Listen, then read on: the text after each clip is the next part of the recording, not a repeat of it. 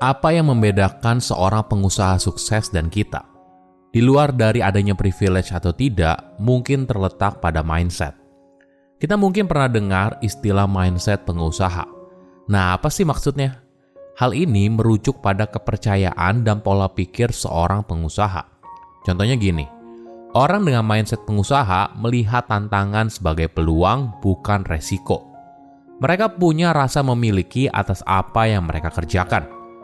Mungkin banyak karyawan yang kerja, ya hanya kerja saja. Tapi ada beberapa karyawan yang punya mindset pengusaha. Jadi mereka juga punya rasa memiliki atas proyek atau pekerjaan yang mereka kerjakan. Halo semuanya, nama saya Michael. Selamat datang di channel saya, Sikutu Buku. Kali ini saya akan bahas apa mindset dari pengusaha yang sukses.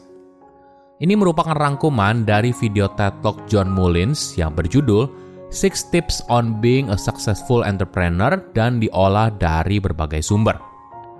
Pada tahun 1995, seorang guru desain grafis dan juga seorang calon pengusaha bernama Linda Weinman memutuskan untuk membuat sebuah website bernama lynda.com.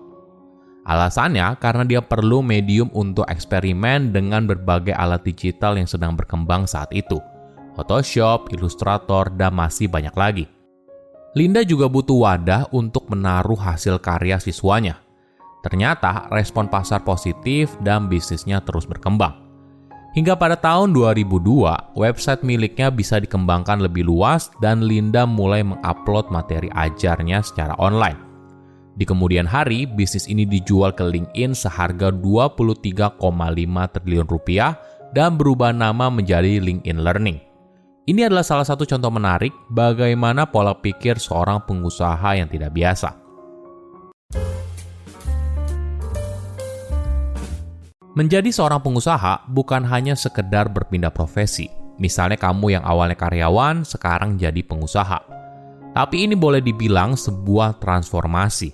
Melakukan sesuatu yang sangat jauh berbeda dari apa yang kamu lakukan sekarang. Misalnya, ketika kamu jadi karyawan, biasanya kamu sudah punya job desk harus ngapain. Nah, biasanya apa yang kamu lakukan, ya sesuai dengan tanggung jawab kerjamu. Menjadi seorang pengusaha, apalagi di tahap awal, kamu harus bisa mengerjakan banyak hal sendirian. Kamu bisa saja mengurus keuangan, promosi, pengembangan produk, dan sebagainya.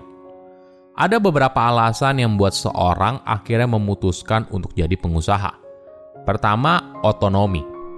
Ketika kamu menjadi pemilik usaha, maka kamu bebas menentukan arah dan bagaimana perusahaan bekerja. Kedua, kreativitas. Mungkin saat masih jadi karyawan, banyak idemu tidak bisa dieksekusi. Nah, ketika jadi pengusaha, maka mungkin saja ini merupakan peluang untuk mewujudkannya. Ketiga, kebebasan keuangan. Di tahap tertentu, bisnis yang kamu tekuni mungkin sudah bisa berjalan otomatis.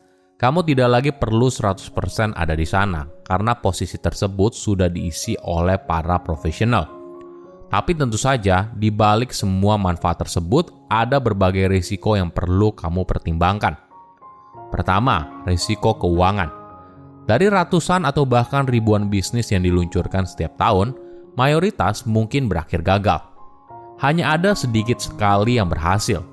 Selain itu, bisnis tidak langsung untung di awal. Kamu harus punya modal yang cukup untuk bertahan di fase awal. Kedua, work-life balance.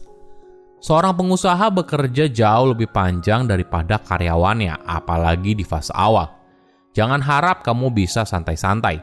Mungkin saja kamu masih harus bekerja saat akhir pekan. Hal ini tentunya bisa mempengaruhi kehidupan pribadimu. Ketiga, ketidakpastian.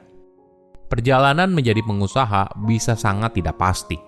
Kamu mungkin saja bulan ini mendapatkan sebuah proyek yang besar, tapi beberapa bulan kemudian tidak ada proyek yang baru. Ketidakpastian ini seringkali bisa membuat seorang jadi stres.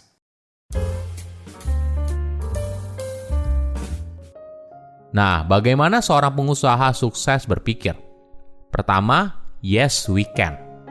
Mungkin mindset ini berlawanan dengan apa yang diajarkan di sekolah bisnis. Kita diminta untuk fokus pada apa yang kita bisa atau istilahnya kompetensi utama kita. Ketika ada peluang datang dari seorang yang minta kita untuk mengerjakan sesuatu yang berbeda dan di luar dari keahlian, maka kita mungkin bilang tidak. Namun bagaimana bila kita bilang iya?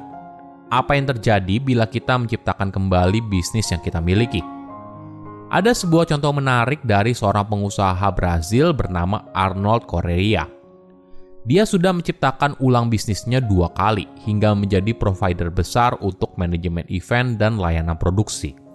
Ketika ada konsumennya datang dan bilang kalau mereka ingin menyiarkan acara pelatihan dan motivasi yang mereka punya ke 260 toko yang tersebar di Brazil, Arnold lalu menyanggupinya. Padahal sebelum bilang iya, dia sama sekali tidak tahu gimana caranya. Ini bukan hanya sekali, setiap kali ada peluang besar yang datang, Arnold tidak segan untuk bilang iya. Kedua, problem first. Di banyak perusahaan, fokus utama seringkali pada produknya. Ketika ada manajer merek baru, mereka biasanya suka mengganti produk atau mengganti tampilan merek. Misalnya, produk yang biasanya berwarna biru kemudian berganti jadi hijau dan diberikan keterangan dengan formulasi lebih canggih. Apakah ini inovasi? Ya belum tentu.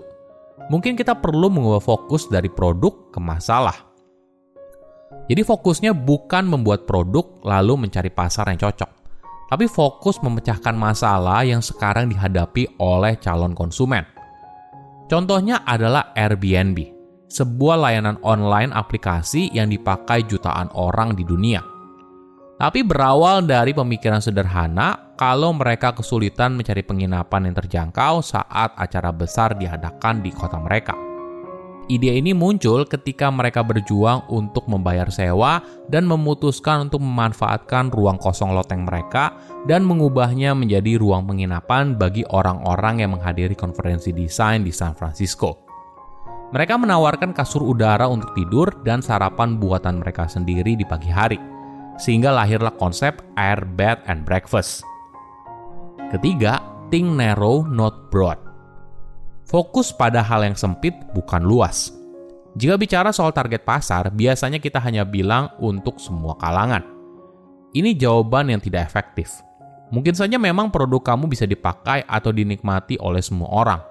Tapi untuk sukses, kamu perlu fokus. Kamu harus tahu betul siapa calon konsumen yang akan kamu sasar. Ada contoh menarik dari sepatu Nike. Ketika Philip Knight dan Bill Bowerman mendirikan perusahaan itu, mereka berusaha untuk memberikan solusi dari masalah yang mereka hadapi oleh target pasar yang sempit. Sebagai konteks, Philip merupakan seorang pelari jarak jauh dan Bill adalah pelatihnya. Ada masalah yang dihadapi Phil saat itu. Sepatu yang tersedia di pasar tidak cocok bagi pelari jarak jauh, karena sepatu lari didesain bagi pelari sprinter yang berlari di atas trek lari. Namun pelari jarak jauh tidak berlari di trek lari, mereka berlari di jalanan. Seringkali mereka menginjak kayu atau batu. Alhasil, mereka sering mengalami cedera. Ini yang menjadi fokus Phil di awal, membuat sepatu lari bagi pelari jarak jauh. Dari situ, bisnisnya terus berkembang, mulai ekspor ke Asia, masuk ke pasar olahraga yang lain, misalnya tenis hingga basket.